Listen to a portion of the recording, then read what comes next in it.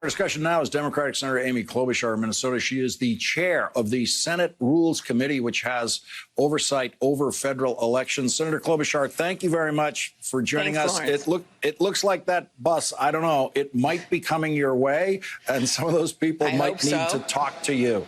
What do you have to tell them as they arrive in Washington?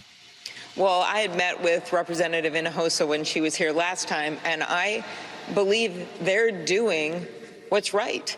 They are trying to stand up in whatever way possible for the freedom of people to vote, and they are coming to the very place that they're supposed to find salvation.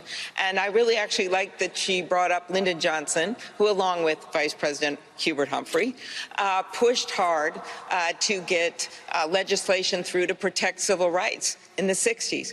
When you have a concerted effort across the country, not just in Texas, but in Georgia and in other places, dozens states have passed voter suppression laws to limit people's freedom to vote, then you know the answer should be in Washington, where the Constitution clearly says that Congress has the right to make or alter laws regarding federal elections. And I don't know what cause is greater than doing that right now. This is the moment to get it done. I want to read something that Politico is reporting from Congressman Jim Clyburn. It says Biden could pick up the phone and tell Joe Manchin, hey, we should do a carve-out, Clyburn said, referring to the centrist West Virginia Democrat who has resisted filibuster reform. I don't care whether he does it in a microphone or on the telephone, just do it. So there's Jim Clyburn saying to Joe Biden, just do it. You have to get this rule in the Senate bent at least for voting rights legislation. Well, you know, I would abolish the filibuster, and I've come to that decision after seeing obstruction after obstruction on so many important pieces of legislation, things people need to get done to help their families, for child care, to do something about climate change, as we're seeing record heat, but also about voting rights. And Senator Manchin worked in such good faith with me on his version of this bill.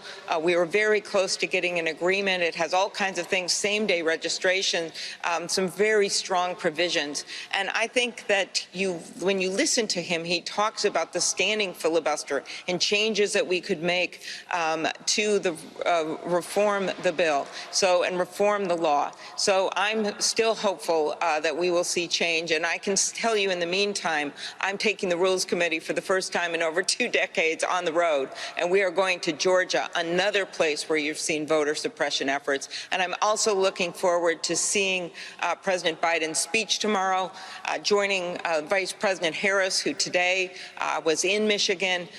This is such an important moment in time, and to just act like it's not happening because of an archaic procedural rule and to deny people the right to vote, we cannot do that. Our democracy cannot stand for it.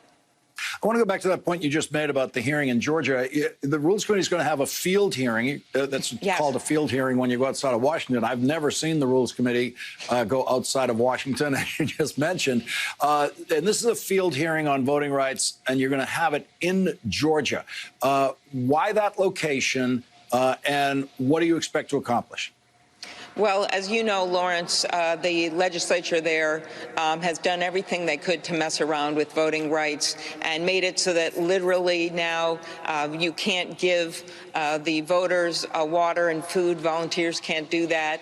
All kinds of limits on their voting that was completely irrational and unnecessary, basically buying into the Donald Trump lie that something was wrong with their election when we know there wasn't anything wrong with their election. They just had a big turnout, and 2 Democrats, Raphael Warnock and John Ossoff, won the U.S. Senate race. And before that, Joe Biden won the presidential race. And so what's their answer? Well, as Reverend Warnock likes to say on the Senate floor, some people don't want some people to vote, and it's to limit the number of voters. So that's why we are bringing the Rules Committee. We're going to have some excellent witnesses. We announced today of a state legislator, a longtime advocate on voting rights, as well as a voter, and hear from other voters as well over the weekend about what happened to them and their own individual stories. Because when people hear the stories of the long lines and seniors waiting in line hot. When they hear those stories, they know that there's only one path to go, and that is the path toward a righteous democracy and allowing people to vote. Senate Rules Committee Chairwoman Amy Klobuchar, thank you very much for joining us tonight. Thanks, Lawrence. Thank you. And coming up, supporters of